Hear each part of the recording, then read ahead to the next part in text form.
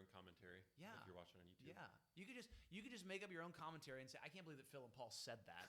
We never said that. Like, yes, you did. It's my truth, right? Because that's just how.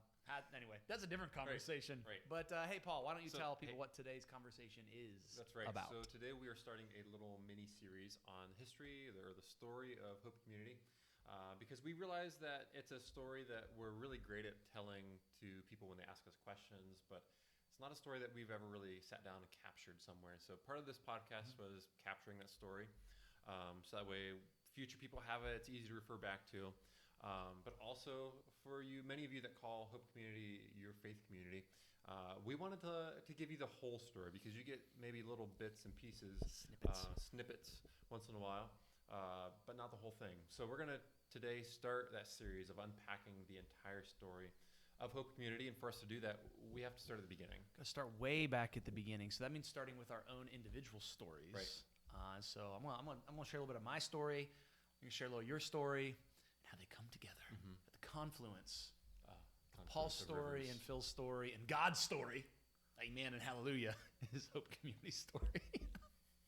All right, I'm done. But yeah, so the beginning, the year was 1989, and I came into this world of May of 1989. Yep. So that part's not necessarily that important for this conversation. I mean, I was born, so that's kind of important. I was born, raised kind of here in Northeast Ohio. I was born in Alliance, at Alliance Community Hospital, which no longer, well, it exists, but they don't do like, children are not born there anymore. Did you know that? No, I didn't. I knew that. That's so interesting. It is, yeah. I don't think they have a labor and delivery department anymore. Anyway, so that's where I was born and grew up in this little town that we are in. I love it here. You know, we had people that we grew up with, going to school with and stuff. Like, I can't wait to get out of here. I don't like this. But like, I love this place. It's a great place.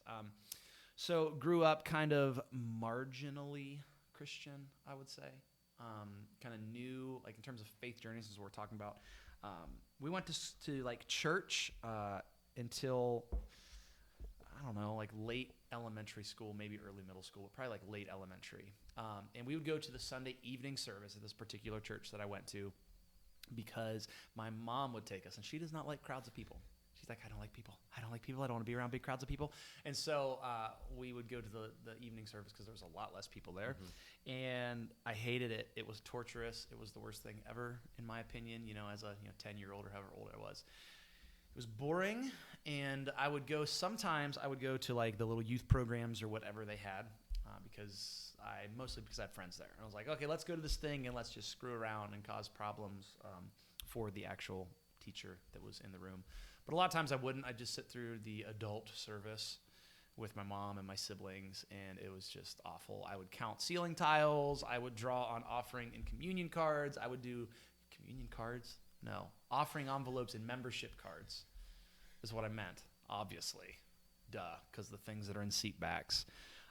Just to make it through, man. So, like, we did that. I did the whole, like, VBS thing growing up. Vacation Bible School every summer. I don't really ever remember taking anything away from it other than like it was the week of the summer. I was like, I just want my summer break. Why do I have to go do this church thing? And when I was really little, my mom like helped there, so I had to go do the church thing. And I mean, kind of by the end of the week, it'd be like, okay, this was kind of fun because I got to throw water balloons at some adult, right? Like that's usually how the week ended. Like, yay, you guys met this goal. But I don't remember anything from it other than we've talked before about some really terribly cheesy like Christian-y songs. But yeah, did not like it. At a certain point, though, we kind of stopped going to church. Don't really know why. It wasn't important anymore. You chuckling? I'm chuckling about some of the songs because they're not songs that I learned at VBS. Just your VBS. Those are for another podcast. We'll bust those out. Maybe at church one week we'll bust those out. I'll put in a request with the worship leader, and maybe he can sing one of those. Yeah, but we stopped going. I don't really know why. We just really did. It was something that kind of faded away, probably because it was never really that important in terms of like a real faith. Was it a slow fade? Not going to sing. Speaking of cheesy Christian music, not going to sing that song. Yeah, it kind of was. But stopped going. Church was no part of my life for several years. Really wanted. I mean, it was it's not that I was anti-church. It's just it wasn't part of my life. Didn't care. If you were to ask me, like, oh, you're a Christian? I'm like, well, yeah, I'm a Christian. I believe in God, and I'm an American, dang it. So I'm not like any other religion. So sure, I guess apparently I'm a Christian. We would pray pretty much before like holiday meals. That was it. And then sometimes like at nighttime, we'd be like, oh, I should pray. So, okay, God, thank you for today. Amen. Right? So it was very, there wasn't much there, right? Later on, though, kind of grew up, got a little bit older, and into high school, I started going to church again. And the reason for that was not like some, I don't know, like super righteous thing. It was just kind of out of obligation. My wife and I started dating at that point. She was not my wife when we started dating. That's a little backwards. We were dating, and then we were engaged, and now she's my wife. Thanks for clarifying. Okay, hey. There's a lot of confusion there. It's part of the story, all right? We dated for 2 years. We were engaged for 2 years, and then we got married. We've been married for almost 13 years, if I'm doing that math right. All right? So it's been a minute. It's crazy, actually. Sidebar.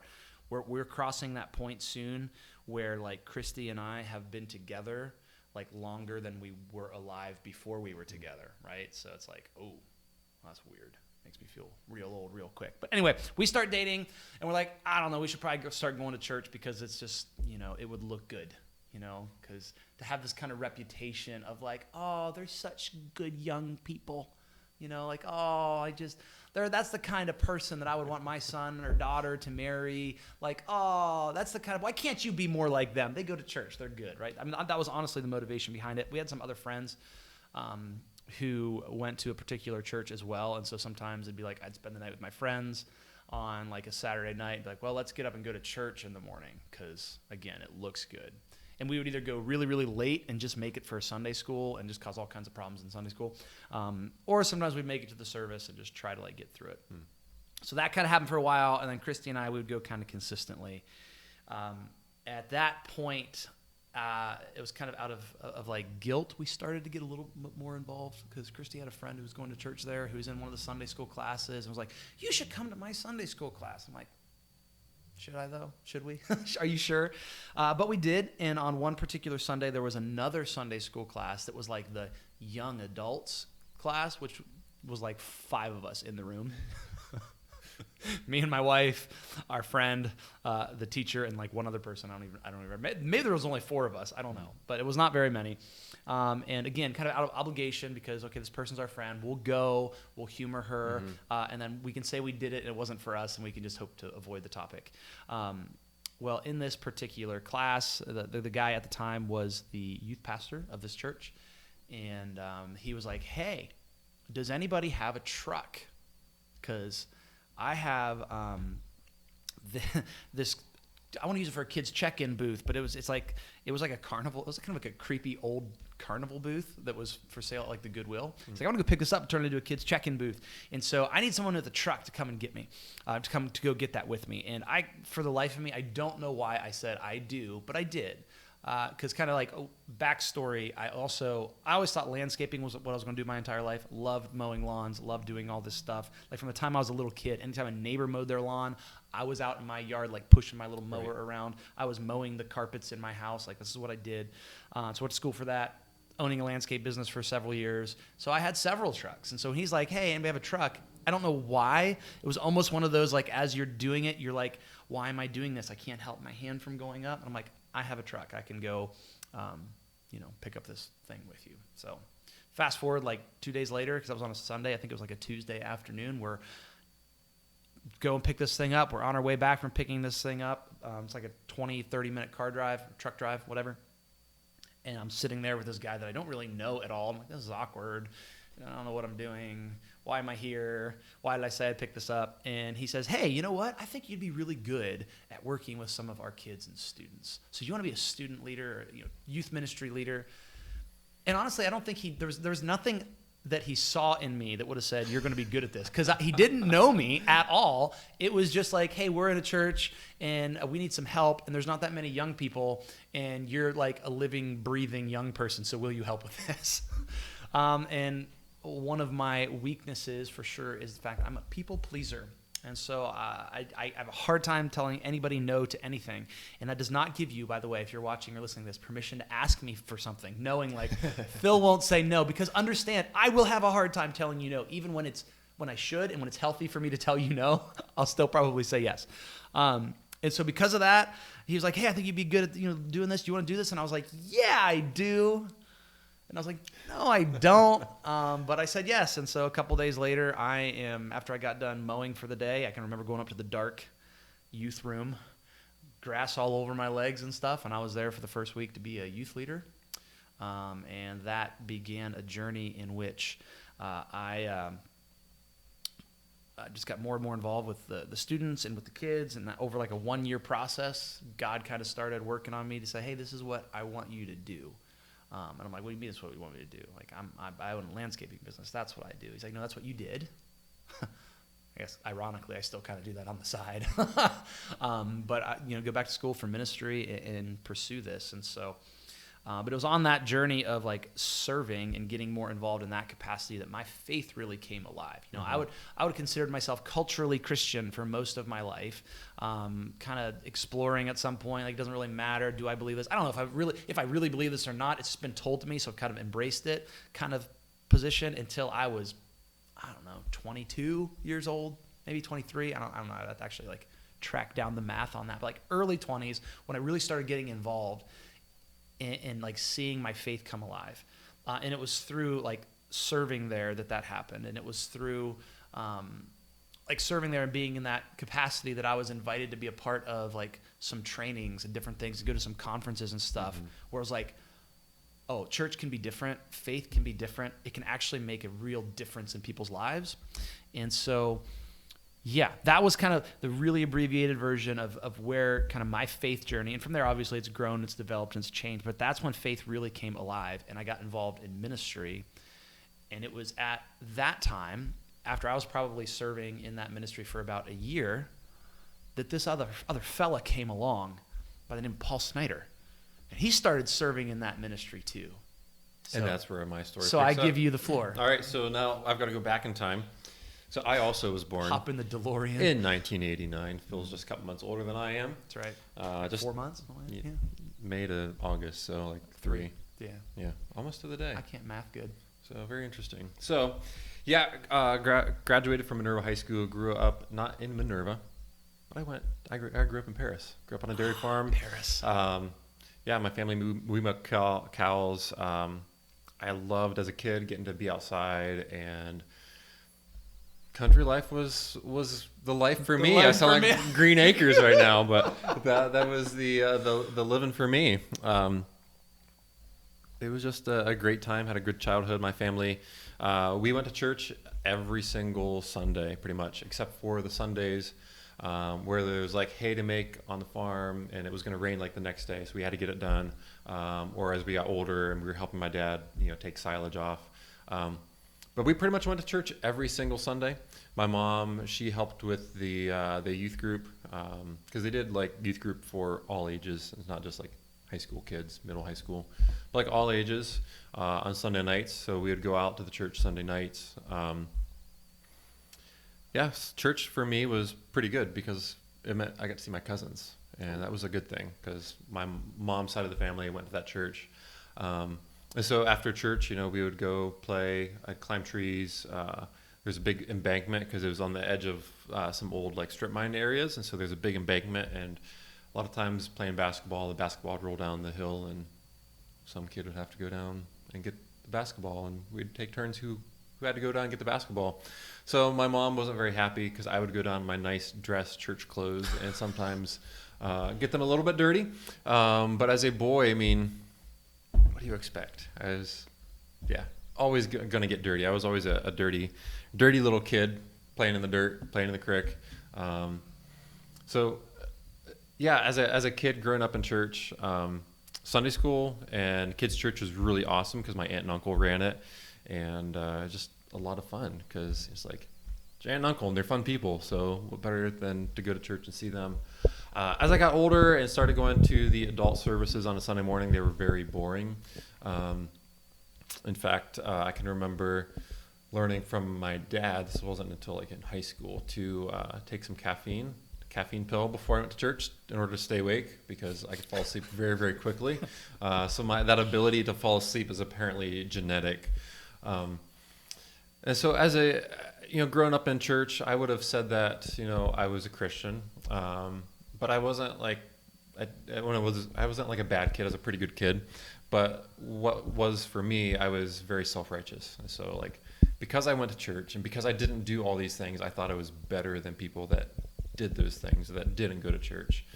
And so in college, I realized that I wasn't really following Jesus. And so I began to make the faith my own. Also, prior to going to college, in my high school, my senior year, my brother and I started going to a couple other churches. Actually, we intended to go to a couple other churches, but we actually only went to one, and we stuck there because we were looking for girlfriends, because pretty slim pickings at the church that I grew up in. So it's a good motivation to go church shopping. Right? So we went to the church that Phil actually happened to be going to at the time, and began to get more involved there, some teaching. Ended up actually, I think it was because of one particular lady that we ended up going to a Sunday school class and getting more involved in a Sunday school class. Guess the lady. You can. And then later on a Bible study group. And it was those things that really caused me to begin to own the faith and to grow spiritually for maybe the first time in my life. And it was just a really good time. It's also at this time that I was in college at Kent State for horticulture. So Phil also has a landscape background. I have a similar background.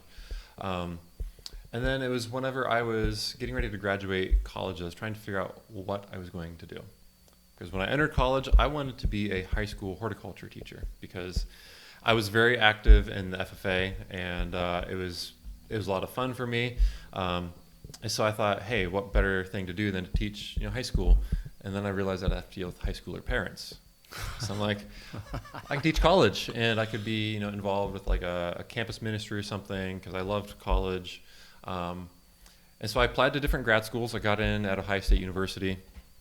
And when I was faced with that decision, I had a very limited time to make that decision. I realized that I had selfish motivation for wanting to be a college professor. It was to make myself look good and prove something to me and to other people. So I wanted to go into plant production and plant breeding and genetics, and breed different trees and shrubs and make all these cool ornamentals. You're kind of smiling right now, actually. Like you're such a geek. But anyway, so that's kind of like my background. So when I was faced with that decision, I sought wise counsel. I prayed about it, and I realized that selfish motivation that I had. So I turned that offer down. And it was during that time that I realized that maybe I should pay attention to the little voice in the back of my head that said, hey, maybe you should do something with ministry, go into ministry. I'm like, no, I will never do that.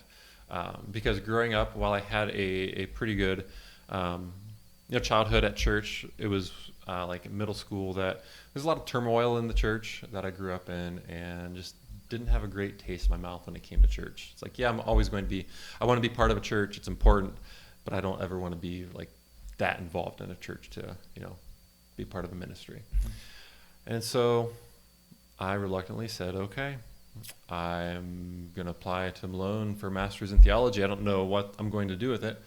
And it was while I was there that I realized that, that I was supposed to be in ministry. I really liked it. And then that picks up with another part of the story. While I was in grad school at Malone, I also got connected with the same youth pastor at the church because he was like, hey, you should start helping with our student ministry. And so, hey, look, another young up-and-comer. What did I do? I started helping with our student ministry and met this guy, Phil, which, we went to the same school. We were in the same grade. Met me. That's like... We graduated same year. Yep. We were in the same homeroom because in our school district, R and S isn't that far apart in the alphabet. Small school, so we were same homeroom. Our lockers were very close to one another, like 5 or 6 apart. Yep. But we ran in completely different circles. He played sports. I was more into VOAG, into the dramas and band and stuff. And so we knew each other existed, but that was about it. Yeah, we weren't really friends.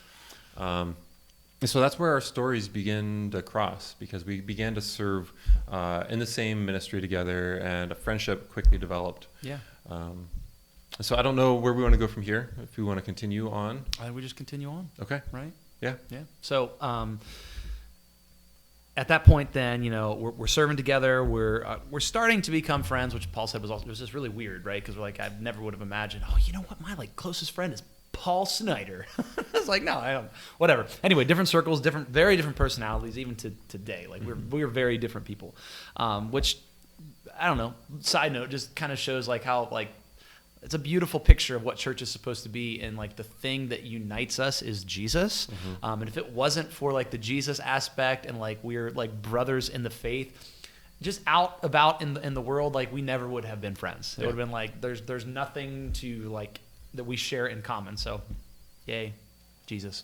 So we're serving together. We're doing that, and kind of during that time, though, you know, us, but as well as there was another group of people too. Like there was just turmoil in that church, right? There were several points of contention and things that were going on, and you know, during that time, we were deacons at first, right? And so we'd go to these board meetings, and it's just like, you know, you're just gearing up to go to the board meeting because you know it's going to be tense and you know there's going to be controversy. And so honestly, kind of through those, you know, trials or whatever you want to call them, like, you know, friendship continued to grow, and there was like this sense of, all right, we're in this for something bigger than ourselves. Right. So we're going to see this thing through. We're going to do this.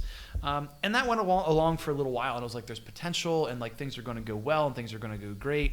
And then like the bottom really fell out of things, where like a bomb kind of went off in the ministry, where the guy who at that time I would have said was probably like my best friend, and who was like my mentor, who got me into, again, faith and church and ministry, and had seen something in me.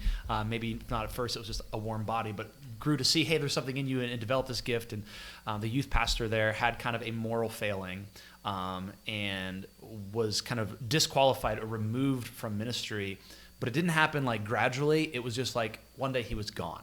Like nobody knew what was going on, and it was like all of a sudden he's not here. He has moved, and we have like students and kids who are like, what is happening right now? And so that was hard for the students, for the kids. It was also hard for those of us that were like the volunteers and the leaders in that ministry, because we're like, well, what do we do now? Because we've just kind of lost kind of like the point person.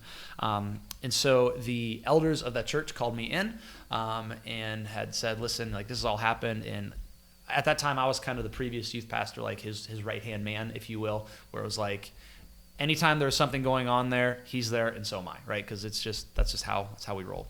And so they recognized that like the kids have a great relationship with you. We know that you're, at that point also I was back in school for ministry. I was doing an online degree.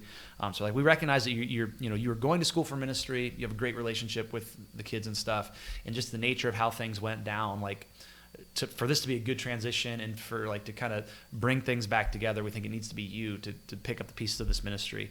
And so I then went on staff at that church as a part-time youth director, because I didn't actually have my degree yet, so I wasn't allowed to be called a pastor apparently, because you know it's totally says in the Bible you have to have a degree to be a pastor. Anyway, so part-time youth director. You're going to be part-time, which there is no such thing as part-time in ministry, as both of us are part-time in ministry now, working full-time jobs still. Part-time doing that, and when you're done with your degree, you know, we'll kind of revisit your status then, and you'll become full-time or whatnot. That never actually happened. And so I'm like, all right, well, I'm going to do this, and we're going to take this ministry on, and like, we're going to, man, people need to love Jesus and follow Jesus, and we are like, let's get after it, because kids and teenagers, like, they're hurting, and the world is nuts, and they need something like bigger to go after. Like, and Jesus is that thing. And so I was like, well, I'm going to need a right-hand man. And so I said, Paul? Enter Paul Snyder. Enter Paul again. Because whereas like our friendship had continued to grow, and not just that, but like the passion for the ministry and the calling of what God was doing. And I was like, okay, like there is nobody else who can like come alongside me, and like we can do this together other than you. So I'm like, hey man, let's do this. Right. So I started helping even more. I started leading a middle school ministry on Sunday morning, which was a lot of fun. It was like one of the first things. I'm like, hey, let's do middle school. I know. And I can still remember some of those kids, and it was just a blast. I really enjoyed it. And they're all like in college now. I know. That's so crazy. It makes me feel old. Yeah. So yeah, I did that for a little while. Also at the same time, we started going to some different ministry conferences. And it was on the way back from a lot of those conferences that we started like, you know, dreaming about I see you're wearing one of those conference I shirts am. today About what for our could neighbors. be, Hashtag orange. about what could be when it came to the state of the church. And, there's, because of all the turmoil, lots of conversations late at night after board meetings and stuff, and extra board meetings and conversations after those about dreaming about what could be for the church and the community. And it was while we were dreaming that God began to stir something inside of us separately, that we didn't know God was doing that because we didn't really talk about it. Yeah. Until one day we were like, oh, hey, God's doing that in you too. And so we started to really pay more attention to it and pray about it. And that thing was like, hey, maybe we should start a church. Yeah. Yeah, because kind of through that time, as Paul was just saying, like there was conferences we went to, then there was trips that we took the high school students to, and so where it's just like, in a 15-passenger van or in a car on an 8-hour car ride and just talking about, hey, like, I think what the church is supposed to be in the world, like we're missing it, and people need hope and they need Jesus, and like it's not just a kind of a church, like for church people, it's for everyone. Like how do we do this? And so we're dreaming about that, and honestly, we wanted to do it and like to kind of transition or to help the church that we were at undergo this kind of transformation to be that kind of a place, to be that kind of a church. And I don't remember exactly where it was. Like that I want to say it was on the way back from maybe high school camp. Maybe. That it was like we're talking about this and like this realization of like, yes, we need like a church like that in our community, but I think we need to go start something. And it was like, wait a minute, because for me, I felt like God had been stirring that in me for a little while. And for you, you said that you thought he was doing, because that was when you were in Israel, right? So that was post us talking about, praying about so it. we'll get there. Yeah, and we're like, oh, you too, this is nuts. Like, and so we started talking about that then, well, maybe this is the direction that we go in. And not because we were like, I don't know, like not getting our way. You know what I mean? Because it's like we were leaving a church, and it's like we were hoping it could be that there. But it just kind of became increasingly clear that's like we can't do what God is calling us to do here, because it wouldn't be faithful to our calling because of who he created us to be and called us to do. It wouldn't be faithful to that church either to be like, hey, we're going to drag you kicking and screaming. Right. So we started dreaming about that, praying about that, seeking, as they say, wise counsel about that. To kind of confirm, to not just be like, hey, sure, we're going to go do this. But that was a process of about a year. Like after the initial, hey, I think God is doing this in us, let's kind of search this thing out. It was like a year-long process, right? Yeah. Of, all right, let's figure it out. And so during that time, I also had the opportunity to go to Israel, to the Holy Land. And I can remember being in Capernaum. So the Capernaum is the town of Jesus where he stayed a lot. It's where Peter lived, and Peter's house is there. You can visit Peter's house today. Peter's mother, Jesus healed Peter's mother. So I can remember being in Capernaum and, just had some time to just explore on your own. And I can remember walking along down some of the streets and just praying, and not hearing an audible voice, but just like this deep confirmation from God that, yes, we were supposed to plant a church.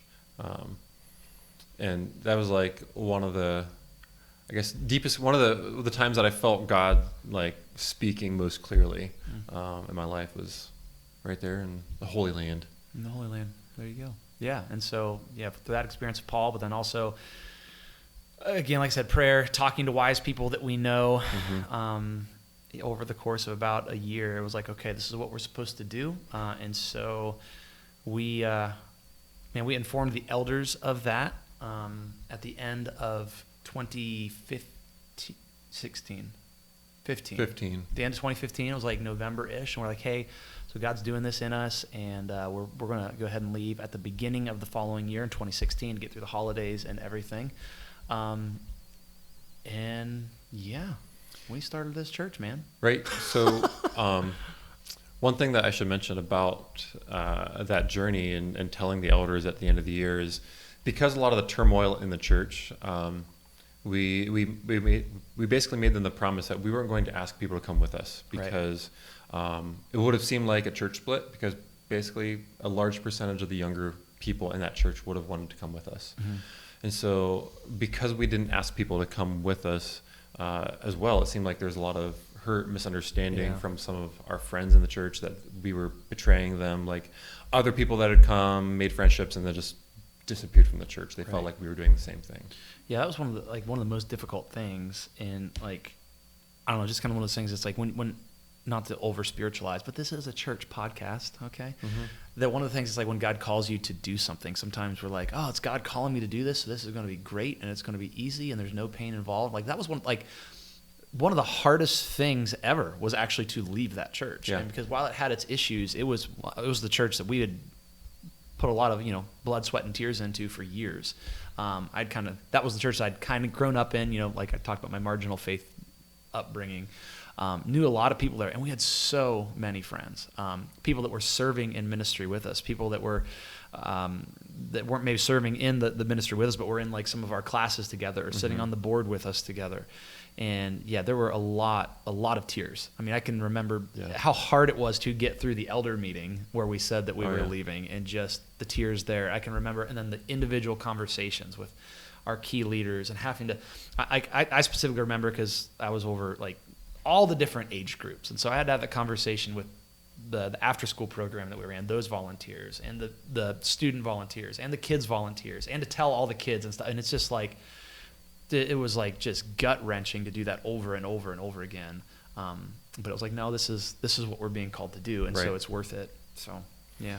So at the same time that we are getting ready to announce that we're leaving the church that we were in, I met my now wife and began dating her 2 months before we made the announcement, and I can remember telling her right away, like a month after we started dating, hey, we're gonna plant a church, and because I wanted her to know up front and not be like surprised down the road once our relationship got more serious.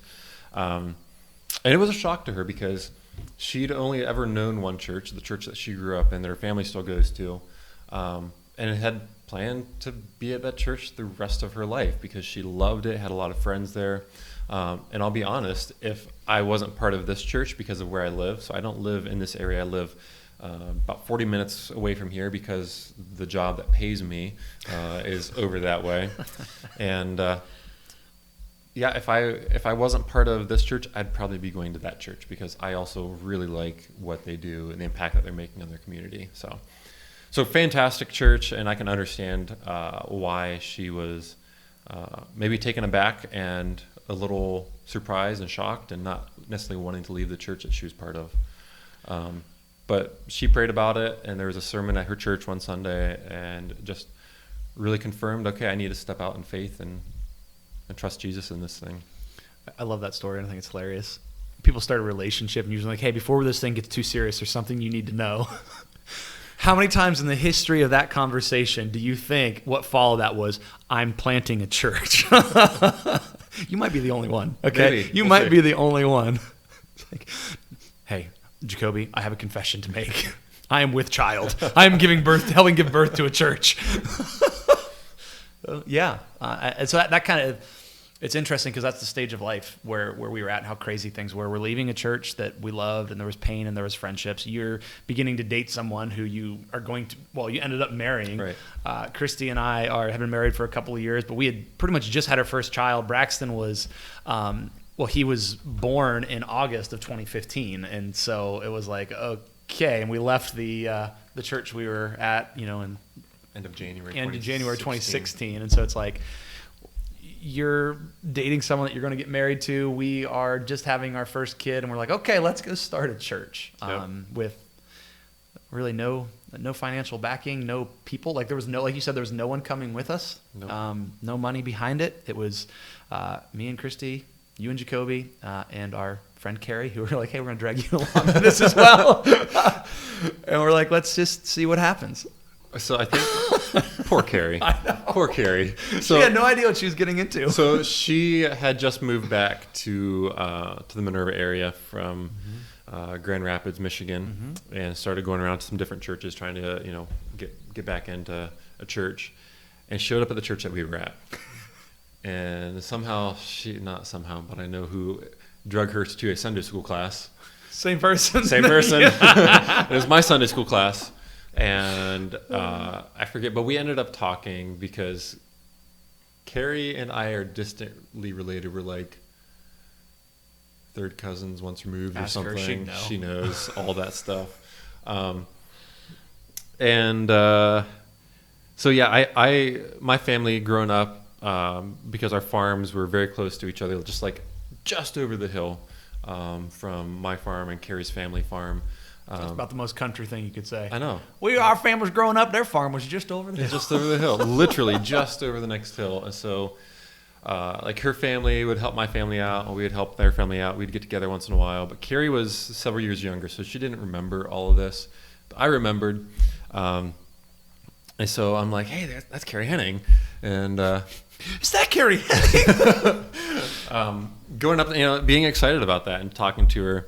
And then she ended up having a PowerPoint that she wanted to show you and come in and talk to you. And we're like, hey, we think Carrie should be part of this. We're like, she's one of us. And so we drug her against her better judgment to be part of this. Yeah. And so, that's probably where we'll leave things. Yeah, we're going to stop right there and pick up the second chapter next time. So that's kind of the story of a brief overview of kind of where I came from a faith perspective. You came from a faith perspective, and it's like, hey, God brought us together, and He's doing this thing in us. And yep. The rest, as they say, is history, and we'll talk about some more of it next time. Right. I did just want to mention this. I mentioned this on the better episode that's not going to make it out because it had no audio. But I think like the interesting thing is looking back on it, like we can just see, for lack of better, phrasing, churchy word, the hand of God. For sure. Like on all of that, like just his providence and kind of guiding the steps of like, I have something for you and for your life. Just to think back to our individual stories of how even like how we grew in our faith, how we got involved in ministry. I mean, I think for me personally, I'm like, always thought I was going to landscape.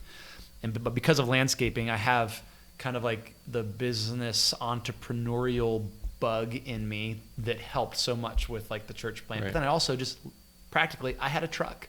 So I could say yes to moving a child check-in booth. I have a character deficiency that doesn't allow me to tell people no. So I said yes to volunteering. And then that got me involved in ministry and made my faith come alive. And then and you were like, hey, we're looking for people to date. So let's go to this other church. And right. I mean, or like, I know how in your story, how like, you were going to go and do graduate work in horticulture. And God's like, no, actually, maybe ministry, which it turned out to be a great thing. Because the lady that I would have done my master's and PhD under, within months, got dismissed from the university. Like she lost her tenure, which is like impossible to do unless you do something pretty bad, and she did. And then knowing people, because I work for Ohio State currently, knowing people that worked with her, they're like, yeah, you made a really good decision. Yeah. So just like. Yeah, moving you in that direction, yeah. And then like all along the way, right? And then poor Carrie, her happened to come back too. And like all of this just came together with things that were completely out of our control, that brought us to where we are now. So it's just cool to see that and like to reflect on that, to know like, okay, we are right where we're supposed to be, doing what God has called us to do. Can't imagine doing anything else. And so for you who are listening, who like your life is whatever, man, you never know what God might be doing now to prepare you for what He wants to do in you in the future. So there are no wasted seasons. There is no like what I'm doing now doesn't matter. Whether it's big or small, God can and will use it for whatever He has for you next. Right. All right, so that's all we've got for you today. Tune in next time for part 2 of our little mini-series.